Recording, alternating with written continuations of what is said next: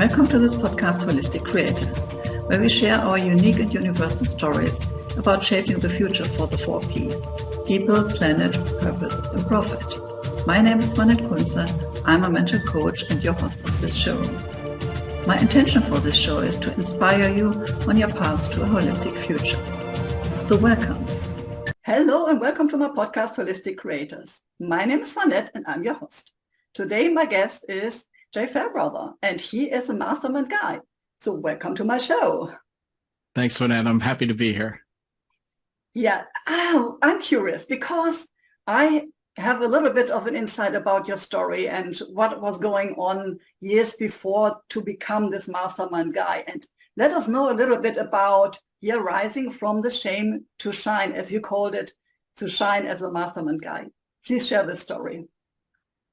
Yeah, so I first got exposed to masterminds 25 years ago. And, I'm at a point in my life where I can barely remember what I had for lunch yesterday. But I remember vividly 25 years ago walking out of that very first mastermind meeting and saying to myself, oh my God, I finally found my tribe.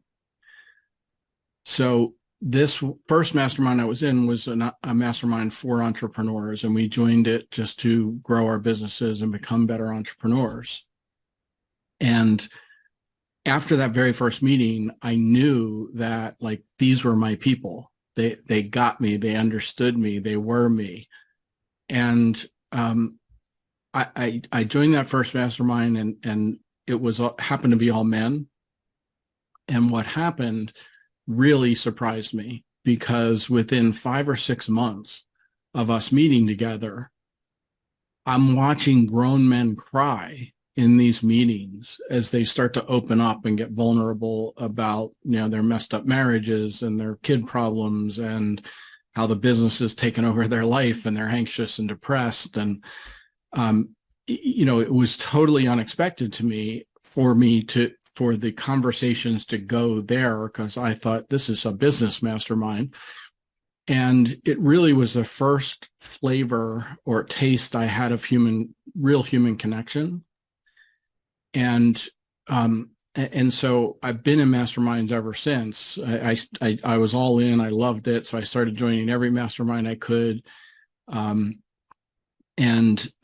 would join the masterminds and facilitate them. Some of them I stayed in for years, some of them just for a few months to help them get off on a right foot. And that very first mastermind I stayed in for 17 years. So the reason it was so important to me is because of that connection piece. And I have been kind of the poster child for disconnection for most of my life. Because my father died suddenly when I was 10 years old of a heart attack. And of course, as most kids would do it, I withdrew, I disconnected, I isolated myself as a reaction, as a protection, mechanism to that trauma.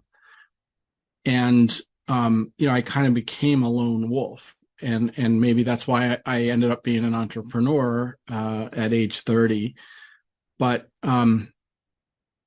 if you think about the world we live in today, everyone's probably heard the term digital disconnection, which is like when you go out in public and you see a group of friends sitting around together, but they're all buried in their cell phones and not talking to each other.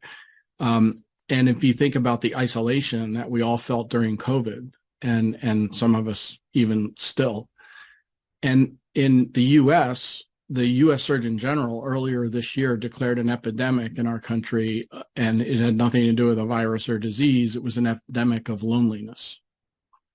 And so I think the world is hungry, perhaps even starving, for human connection now. And I think that human connection could solve a lot of the world issues that we're plagued with.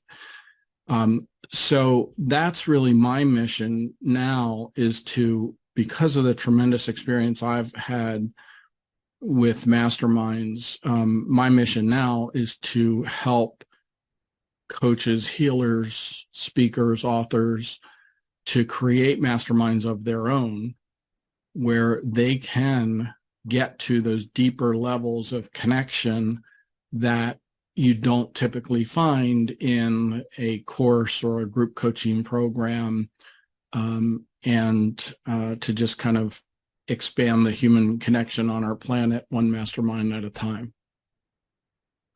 Yeah, I absolutely agree on this. Like, what I see is that people are coming from a point of they really want to have the social connection, and even as entrepreneurs, being surrounded by other people who are like pioneers or system disruptors and have great ideas, innovators, but they don't find them like randomly. And understanding, okay, there's a process to come together and really co-create together and support each other. That is different than just going out and meeting some people, because of course it has a background of connection, co-creation, but also business, and perhaps what you said, sharing a little bit about how your private life will influence your business, because you are one person, it's not separate. So can you tell us a little bit how this mastermind will come together, and even what is a mastermind for people who don't know? Yeah. So you hit on a couple of key things there, which is the co-creation piece. That's critical to a successful mastermind. One of the things that people sometimes think is that a mastermind is just, getting a bunch of similar people together and sitting around sharing coffee or cocktails and stories, right? And that is not what a mastermind really is. And I've seen many examples over the years of people who try to form a mastermind without knowing how to do it, and without creating that safe container, and knowing how to facilitate a group like that. And those masterminds fall apart. Because it's everybody's all gung-ho at the beginning, but after a couple of months it's kind of like, well, I'm getting busy and this is so what is a mastermind? Napoleon Hill is credited with coming up with the term, and the idea is pretty simple. You put a person with a brain in a room with another person with a brain, and you create this third invisible, intangible force that he called the mastermind. And so a true mastermind, in the sense he envisioned, is typically a group of between 8 and 14 people. So if you imagine 8 to 14 brains in one room, and that the size of the invisible, intangible force that creates, and the way it's invisible and intangible is that piece where every brain in the room is contributing to the outcomes and the support and the collaboration and co-creation that happens. So what's different about that in the typical expert, influencer, guru-led programs is the relationship is typically just participant to guru. And the difference in a mastermind is you're deliberately building the relationships with everyone in the group. So it's not a one-to-one relationship, it's that many-to-many. And that's what, creates that magical, invisible, intangible force, is because you're tapping into the collective wisdom and the collective shared experience and the collective brain power, versus it all just, coming from the leader or guru who's put the mastermind together and maybe running it. So what Napoleon Hill did not envision is a group of 30, 50, 100 people where people show up and pray to the altar of the guru, and there's a little bit of Q&A, and we call it a mastermind because it sounds better, it's sexier, we can get more money for it, right? And there's a lot of that in the coaching, speaker, healer industry, of people who label something a mastermind, which is really just glorified group coaching. Yeah, also going back to Napoleon Hill, he had the idea that people who are coming together come from different disciplines with different skills, so they can bring in different perspectives.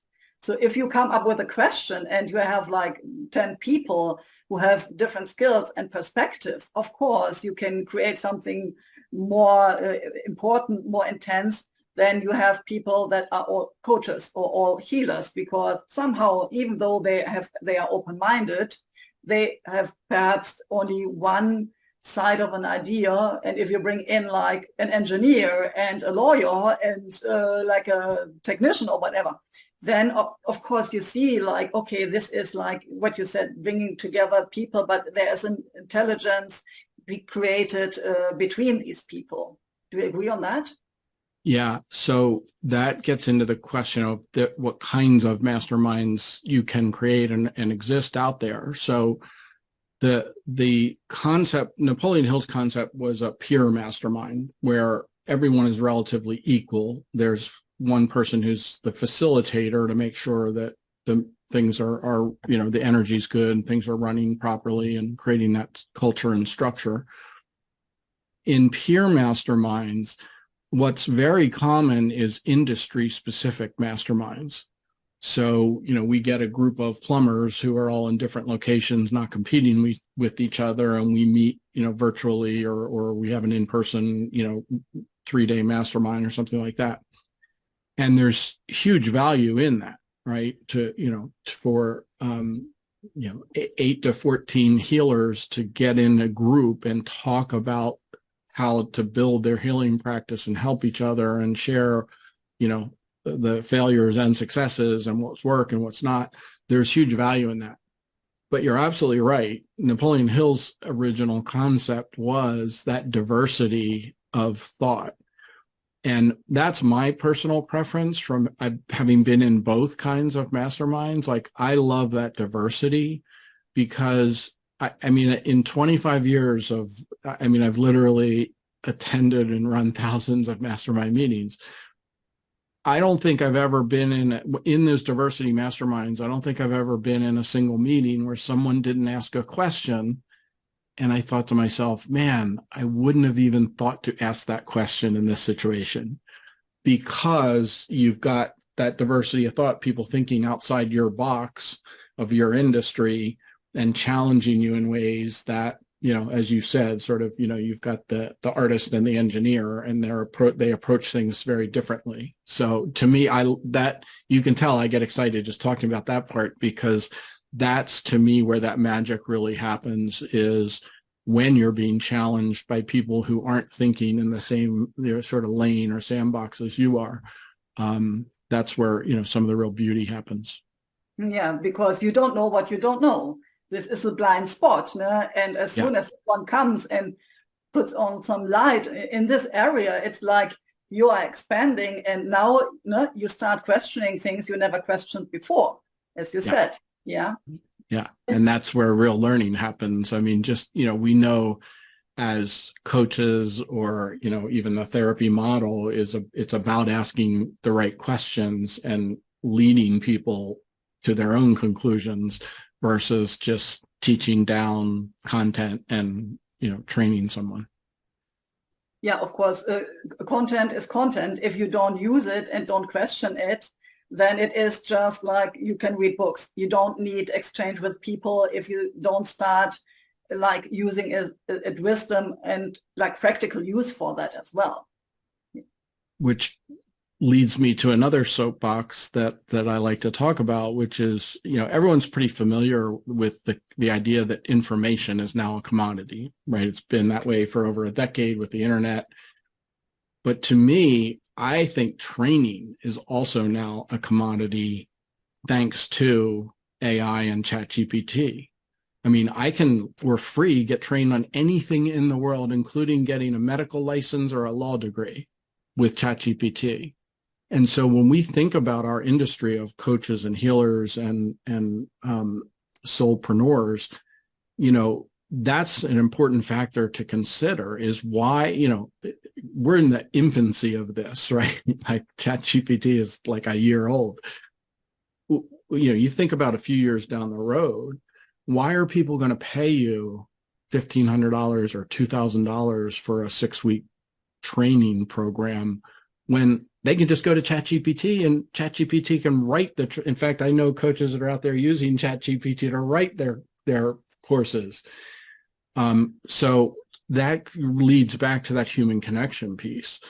I think the value of, putting people in that collaborative, safe environment, I often refer to a mastermind like a womb, because, if it's well structured and you develop the right culture, it should provide all the things you need to not only survive, but to thrive and grow. And so I just think that, as coaches and healers and experts, we really need to be thinking about that relationship piece, because as the further we go down this road, training, again, is going to be much more of just a commodity.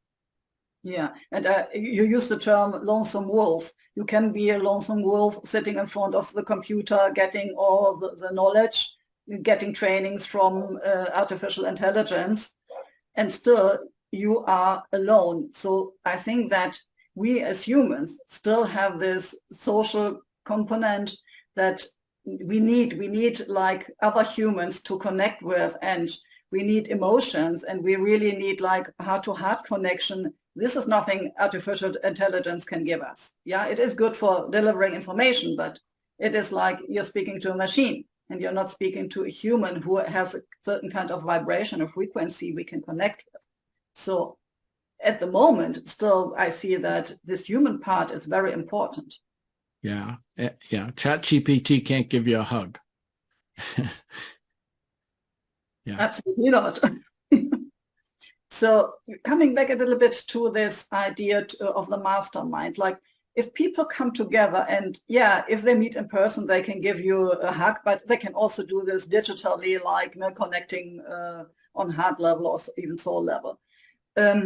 What kind of people would you suggest to come together, like to create this variety? And how do we find these people? Like, can I go to LinkedIn or another social platform and say, okay, I'm looking for my mastermind people, or is it okay? I have to call Jay and the right people. Yeah, how can I form this? Yeah. Okay, so this is a very important distinction, because there's two main reasons a mastermind fails. Number one, I mentioned a minute ago, which is kind of it doesn't create that container of safety and trust and confidentiality and non-judgmental kind of space, right? The other is that there's not enough parity with the people in the program. And what I mean by that is there has to be some, so in the people in an individual unit like that, they need to have similar fears, challenges, and frustrations, and similar aspirations and goals. And most importantly, there has to be mutual respect. So here's an example. If you were creating a mastermind for entrepreneurs, you wouldn't want to put an entrepreneur doing $250,000 in revenue in the same mastermind as one doing 20 million in revenue. The truth is that they have similar problems, because in trying to create a business, we all have people problems and process problems and cash flow problems and sales and marketing. Like, that's universal. But where the difference is that mutual respect. The person at 20 million doesn't feel like the person at 250,000 is going through the same kinds of things. And if there is, as the kind of mastermind programs that I typically teach people to create, which is where you're getting paid, hopefully very well, to create this mastermind group and run it, there is still some piece of content and training where you're sharing the expertise that brought these people together in the first place, right? So if you're sharing that expertise with this disparate, group of people, you either have to dumb down the content in the middle, or if you sort of teach to the person at the top, the people at the bottom feel left behind, and vice versa. So the key thing is to make sure that there's enough parity in the group in terms of they have similar problems that they can all identify with. They have similar aspirations and goals in terms of, whether it's growing your business or making a lifestyle change or a mindset change, that they're working on the same things and they can help support and collaborate and co-create together. So that's, one of the most important distinction. Again, doesn't mean you cannot have diversity within the group, but there's got to be that common thread so that people don't feel like, well, why did you let that person in the group? Like, that's what you don't want. And when I run my mastermind meetings for entrepreneurs, I always start every meeting with a reminder that it doesn't matter the size of your business or the size of your bank account. For the next couple hours, we're all equal. And it just is part of that setting that culture of, we don't have agendas here. We're not trying to sell each other things, which is you talk about networking groups, right? A lot of people confuse masterminds with sort of I belong to a networking group that we meet. But the thing there is everybody's trying to sell each other, or the main purpose of the group is get referrals from each other. And that's a different kind of process and mindset to no, we're here to help each other. We're here to give first, and then the benefits will come back tenfold when we, approach it from that standpoint. You already said that there's a kind of a frame that, or some criteria that needs to be respected. And one is like people in the group don't sell to each other. They are equal during this time, and they need to respect each other when they co-create. Are there any kind of other rules or principles, better to say, that makes a mastermind successful? Commitment. So again, now we're talking a true mastermind, those 8 to 14 people. And the reason I say 8 to 14 is because in a mastermind meeting, it's critical that every meeting, every person gets a voice. Every person participates. So I say there's 2 types of people you don't want in your mastermind: lurkers and narcissists. And hopefully the narcissist is obvious. So you want to establish some rules around commitment and that mutual respect. And so, for instance, I run a local mastermind here in Pittsburgh of entrepreneurs, and we have rules, and these are going to sound harsh, but actually we made these rules harsher after we had been meeting for 8 or 9 months together. So our rules are, if you're late for a meeting for any reason, it's $25 every 15 minutes you're late. Or if you have to leave early, meaning we've allotted, this certain amount of time, and if you leave early, doesn't matter the reason, it's $25 every 15 minutes. We also have a rule that if you miss one meeting a year for non-emergency reason, like I had an important client meeting is not an emergency reason. If you miss one meeting a year, you're kicked out of the group, but you can be voted back in by a majority decision. And if you miss 2 meetings for non-emergency reasons and within a 12-month period, you're kicked out, but you have to have a unanimous vote to be brought back in.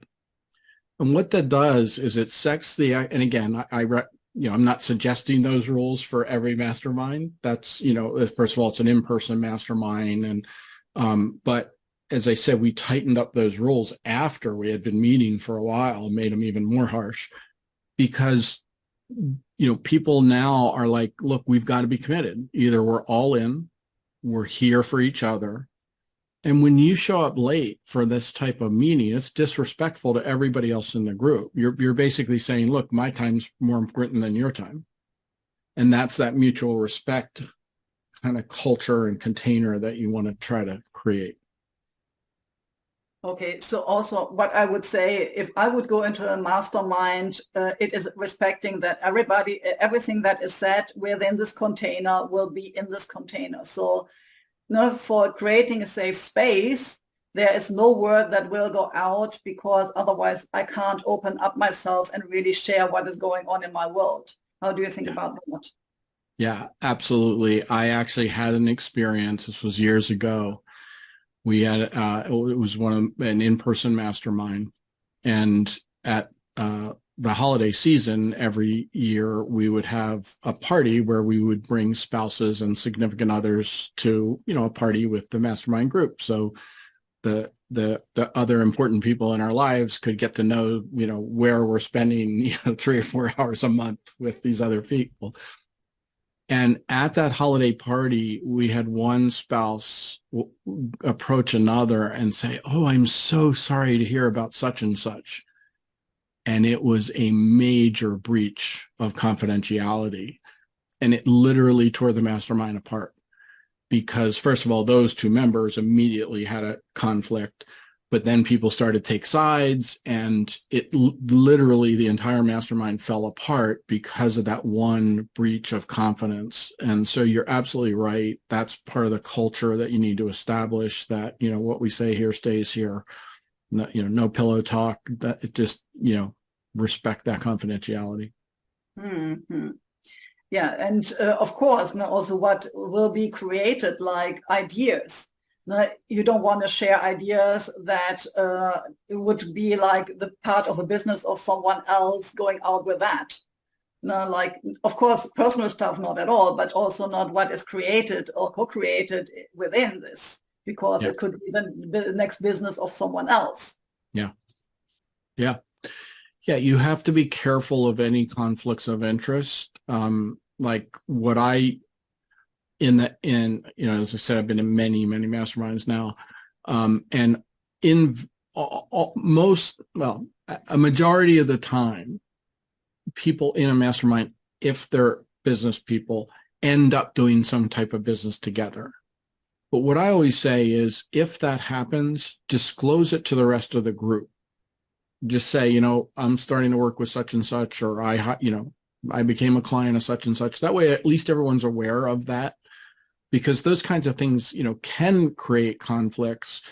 If I'm in a mastermind with you and then I enter into a business client relationship with you, and that client relationship goes south, as sometimes they do, suddenly being in that mastermind together changes the whole dynamic, and can really mess up the group dynamic that you're trying to create.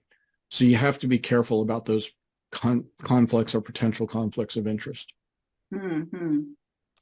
So somehow I think I lost the answer of where do I find these kind of people that would be a good fit to, if I would like to create a mastermind. Because perhaps I know some people, I would say, okay, I would like to have them in, but really to figure out what is my process to find these people and how can you support that? Yeah. So I talk a lot about that. I have a whole talk I call the Purple Fish Talk, which is around finding your right fit people for this type of program. But the easy answer is you first start with your existing universe. You look at your clients and past clients, and you look at your friends and past coworkers that you've resonated with at a level that's deeper than the typical relationship, meaning there's something about that person you admire. There's something that spurred your creativity, or when you're around that person, your energy increases. So one of the things I think, because I primarily work with coaches, speakers, healers, and authors, right? And one of the biggest problems I see is, and especially when people are starting out, is they think, I've got all this expertise and experience. I know I can help people. What program can I create that people will buy? I'm guilty of that. I have done that, even though I should know better. I've done that in the past, and it very rarely works. What I challenge people to do is shift your perspective to, who are the people that I would be excited, that I would be energized, that I would wake up in the morning and go, I get to hang out with this group of people today. If you start from there, energetically, everything else falls into place. And in fact, if you come from that space, I believe you start to attract those types of people to you. And that's part of really figuring out who those purple fish are. What's that, referred to as an avatar or ideal client profile, and, and create all your marketing messaging speaking to that person. And that's the other, this is getting off on a tangent now, but that's the other problem that most people have with marketing, is that they think they have to direct their marketing to a fairly wide audience, or direct their marketing to whatever entire niche they're targeting. And the most effective marketing is directed towards a very specific ideal client avatar, purple fish profile, because those are the people who are going to become your long-term clients, your most raving, loyal, irrational fans. Those are the people that you can get in your high-end mastermind program. When you're targeting your marketing to that very narrow purple fish avatar, it doesn't mean you're still going to attract other people outside of that who resonate with parts of the message. But you want to make sure your marketing, when a purple fish hears your marketing, you want them to think, oh, she's talking to me. Like, you are talking exactly to me. I am this person that you're describing. So anyway, that's a whole nother tangent, but start with your existing universe of who you know. One of the beautiful things that so many coaches and healers and speakers struggle to really create a sustainable business versus a hobby. Well, if you focus on creating these high-end mastermind type programs, you don't need thousands of people on your email list or thousands of people coming into your marketing funnel. Like, you need 8 to 14 people, which means you need an audience of, if you're really targeting them correctly, 50, maybe 100 prospects that fit that category, that to get those 8 to 14 people. Yeah, and doesn't mean you still can't have lower end programs or courses or short-term, training programs that target a wider audience. But for your higher end program, you really want to narrow in and target the right fit clients. So what I'm hearing is also, like, you don't want to hunt or chase these people, but instead, like, being the magnet with your energy, with your frequency, and they are like sucked into your world or attracted into your world. So this is different kind of energy. Like, the one is like pushy and the other one is like magnetic. So yeah. Is it correct? Absolutely. And I'm a testament to that, because when I kind of came back into this coaching arena a few years ago, I was very much in that push energy. I was very much coming from that, what program can I create that people will buy? I need to replace revenue and add revenue by, this isn't a hobby, for me. And there's nothing wrong with, trying to make money, helping people with your expertise. But I was coming from that push energy. And fortunately, I was able to work with one of my mentors, who's Jennifer Huff, who really got me to shift my energy and my perspective away from that push energy. Like, I've got to make, 3 sales this, I'm doing this webinar. I need 5 people to buy, or else, I'm not going to be able to pay my bills. And as soon as I made that shift, it literally opened up a world of difference. The other thing that I'll add to that is, the other shift that I made is, I was sort of following the teachings or the standards in our industry of coaches and experts, and I was creating a course program, right? Like, I have an 8-week program, create and launch your high-end mastermind in 60 days. And I was, once I got rid of that push energy, I was doing pretty well with that program. But as soon as I figured out what my high-end alternatives were and started to introduce those, it tripled my business. not just because now I have a high-end program that people are buying, but because now all of my marketing is focused on the people I want in that high-end program. Anyone else who comes along and joins my lower level course is welcome. And, that's great. But all my marketing and all my energy is focused on the people who are good fits for my high-end programs. Hmm. You said that you made some shifts in your way of working. Has it been kind of always, and Jennifer calls it going to the next spiral? Is it always, or has it always been like that? Or do you feel that there has been some setbacks that gave you more clarity and then it was like a quantum leap to the next level? Can you give a little bit of information about that? Yeah. So you just answered your own question, I think. The answer is yes, absolutely. Like there's always setbacks. I wish it was the world where we could just jump spiral to spiral and live happily ever after, right? But there's constantly setbacks. And I still struggle. I mean, I'm still, I'm now 3-4 variations into the programs I'm running, and I'm tweaking them every single time, trying to make them better, trying to improve my results. But it's coming from an energy of, it's coming from that calm energy versus that push energy. I'm not desperate to do that. I want to do it because I want to be able to better help people and help more people. And that's that big difference in the shift.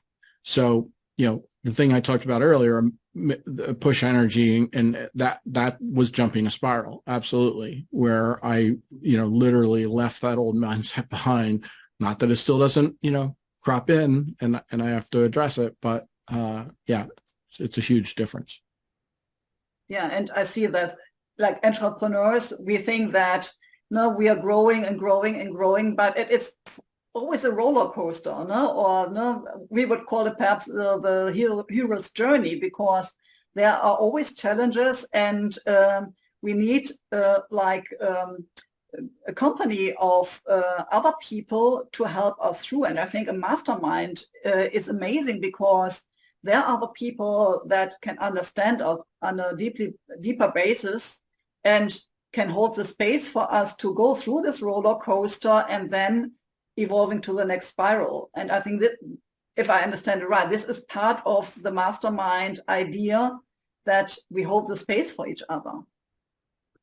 Yes. And that makes a good segue, because we teased people earlier in this conversation, if we have a few more minutes, to share some of my story about setbacks. So I sort of talked about that first mastermind. I started joining all these other masterminds, and my first business, largely as a result of what I learned and experienced in these masterminds, I grew it to 200 employees and $10 million in annual revenue.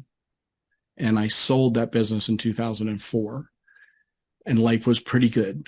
I traveled extensively. I bought 3 other businesses. I invested in many different types of things, thinking I was diversified.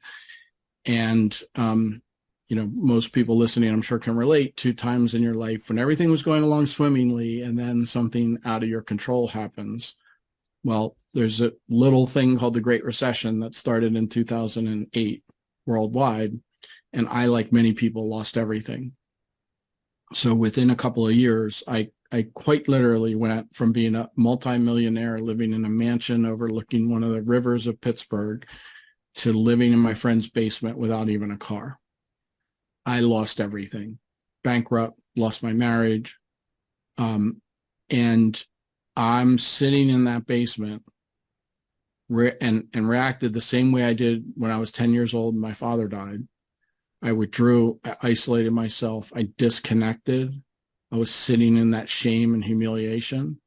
I had, for 15 years, built this identity as this incredibly successful entrepreneur, and now I'm a failure and alone in that basement. And I quit everything except for that first mastermind. And the support I got from the people in that mastermind I can't even articulate. It went way beyond just a basement to live in and a car that I was borrowed for until I could get my own. I don't think I would be here today if it weren't for the support from the people in that mastermind group. And that first mastermind I stayed in for 17 years, pretty much the same people for all that time. And so to me, that we may not all get to that kind of a level in our masterminds where, the people like literally have your back and support each other, but you can develop towards that, and you can create that kind of human connection where it's like having that support group. It's that womb. It's that, it's another way I refer to it is, you pick up the phone list, right? Who's on your pick up the phone list? If they call at 3 a.m, you're going to pick it up because these are your people, right? So that's a big part of my story. And I lived in that basement for 5 months, literally, but more like 5 years figuratively. It took me a long time to come out of that shame. I didn't know how to jump that spiral back then. And and so, yeah, it's been a journey to kind of come back and reinvent myself, literally, which I've done as the Mastermind Guy. And now I love what I do, and I wake up every day. And I especially love the days I get to wake up and run my mastermind meetings because, it's my purple fish now that I get to help and lead. Yeah, wow, what an amazing story. And to understand that, of course, we all have setbacks. And I see this in my life as well. Like it was not always sunshine, but every time I really, lost things and felt like, okay, my business is not going to continue like that because I was in a burnout. I didn't have the energy anymore. I had to close my business and kind of lost a lot. Figuring out who is still there and who is there if you're not the rich guy anymore or the stylish lady anymore, who is still there and is willing to support you and can understand you because they know you truly and know who you are as a person and not with the outside identity you have created. And then starting again and figuring out, okay, this was part of my past, but now I'm meant for something else. I'm meant for growing into something that is even more exciting, more evolving, and it is not possible to go from that step to that step. You have to go through the you and recreate yourself and reestablish who you are with your new identity. And you have definitely done that. Yeah. Yeah. And for me, it's very hard for me to ask for or even accept help. Right. And so, the ways those people helped me, I mean, I'm still like, it was tough. Like at that point we had been meeting as a mastermind, I think for about 10 years. And, we had established a tradition. This was an in-person mastermind. And we had established a tradition that we'd usually go out to dinner all together after the mastermind meeting. Well, I couldn't afford to go out to dinner. I mean, I literally could not afford to go out and eat anywhere. And they carried me for months and months and months, where it's like, don't worry about it. We got your dinner covered. And that was like really hard for me to swallow that and accept that help. And that's part of what my journey has been is, coming to that better place where I can accept help and I can, even when I came back to reinvent myself and came back into this coaching arena, I told like this much of my story initially. The only thing I would share is that, I lost everything after the Great Recession and had to come back. That was about it. As I've gone further into with Jennifer Huff's help, now I recognize that my story can be an inspiration for others. And it's part of, it's part of who I am now and what I've come through. So I'm willing to help, willing to share it, and willing to ask for help. Yeah, thank you so much for being vulnerable and sharing this story. And for sure, I think that people who are listening now can relate to that. Not everybody has some kind of setbacks, but being able to share that openly as you are doing now, and not being able to say, okay, I had this hard time, but I had this massive learning within this time, because every time we go to setbacks, we have massive learnings. And if we detached from the story we made up for this situation, but really take out the learning and experience for something that we now can create. And of course, all this, now we can share this with the audience and people can understand it. Okay, if I have a mastermind and have people around me that are really there, deeply connected to me, they will be there in moments when I have perhaps a setback, and I will be there if someone else has a setback. And we are holding each other to grow to another level, into another spiral. So I think it is important to share these kind of stories. And I think this gives even more, oh, I'm losing the English word, sorry. This is giving more importance to creating this kind of mastermind. Yeah. Yeah. So, again, to me, what I'm trying to do is help other influencers, coaches, healers, speakers to create this kind of human connection, through a mastermind program, or what I call a hybrid, which is basically a cross between a group coaching program and that true mastermind that we mostly talked about, 8 to 14 people. If there's certain coaches and experts and healers that, that content and training piece is still a pretty critical element for them to create the client transformations that they help with. But what I say is that if you trickle down some of the things we've talked about in that pure mastermind sense of building the relationships, creating that safe container, and if you trickle that down into your larger group programs and intentionally build the relationships between the group members rather than it just being that one-to-guru relationship, you're going to get better client results and better transformations with your clients that you're working with.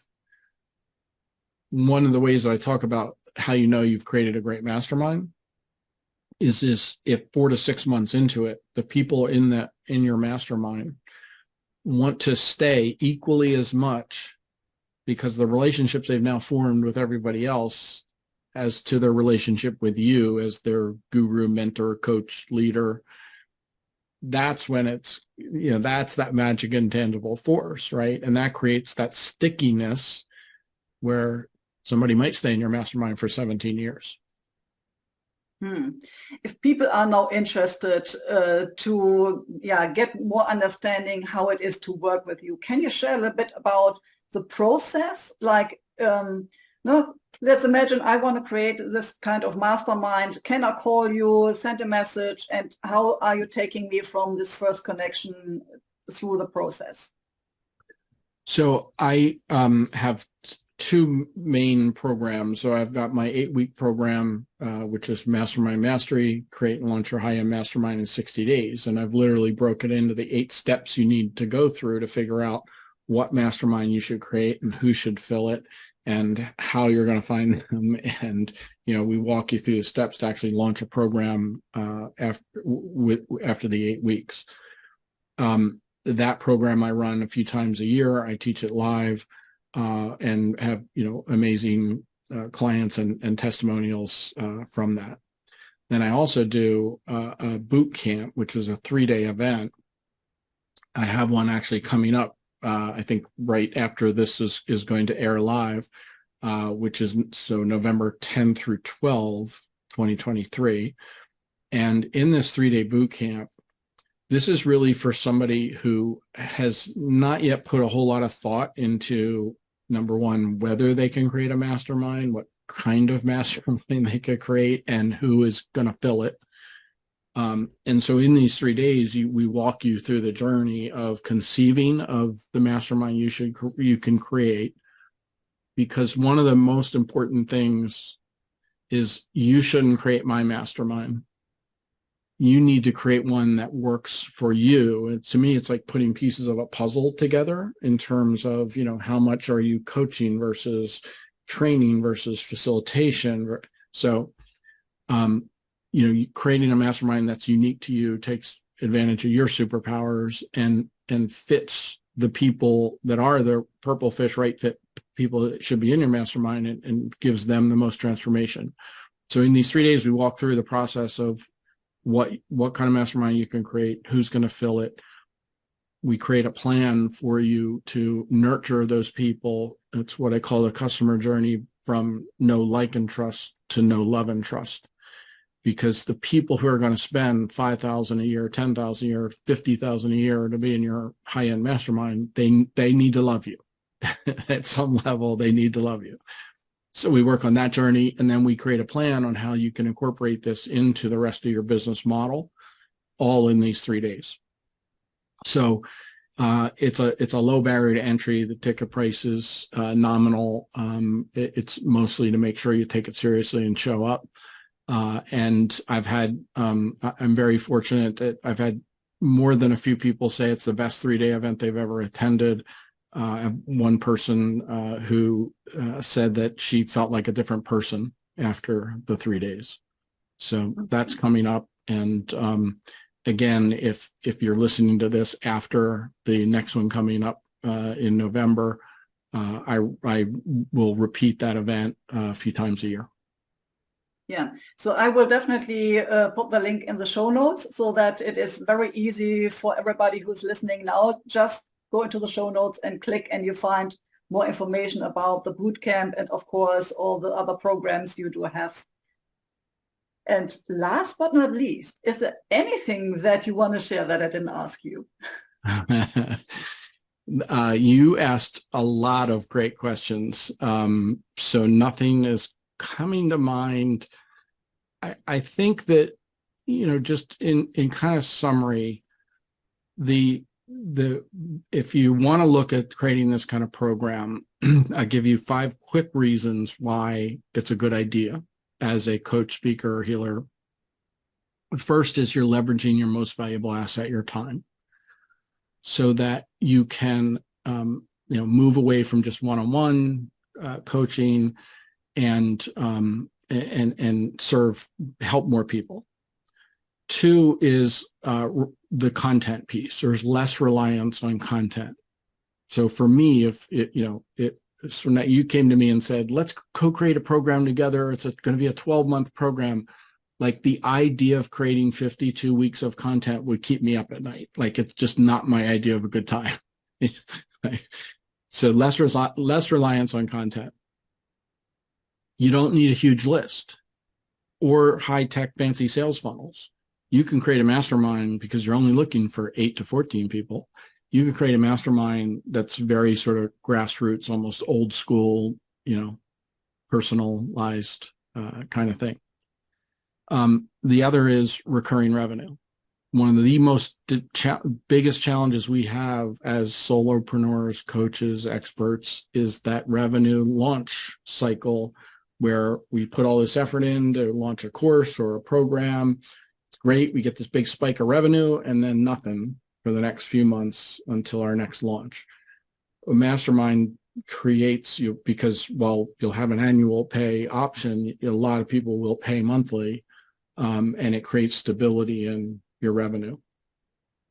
The 4th is really impact, because as hopefully you garnered from some of my comments and experiences, you can have as much impact for your clients in a mastermind, sometimes more impact than one-on-one, because all of the collaboration, support, co-creation they're getting is not just coming from you. It's, you're tapping into that invisible force. And lastly, number 5 is you get to lead the people that you wake up every day and are just excited to work with. And, it's a mutual energy exchange where, like I love working with these people. I love what happens in our meetings, and I can't wait till the next one. So, yeah. So those are the reasons to think about creating a program like this. And if you have any questions about any of this, I'm easy to find. My email address is jay@fairbrother.com. So jay@fairbrother.com. Shoot me an email if you have questions or want to look at any of these programs. Yeah, so thank you so much. And I was excited speaking with you. So I would like to continue speaking with you after this as well. Thank you so much for being my guest today. Thank you, Sona. It's been fun. See you soon. Bye-bye. Bye. Thank you for listening or watching my podcast, Holistic Creators. If you want to know more about how I can help and support you, have a look at my website, spiritualchangemaker.com. You can also join my Facebook group, Spiritual Changemakers Community. Stay tuned for the next episode by subscribing to this channel. And you also can check the previous episodes.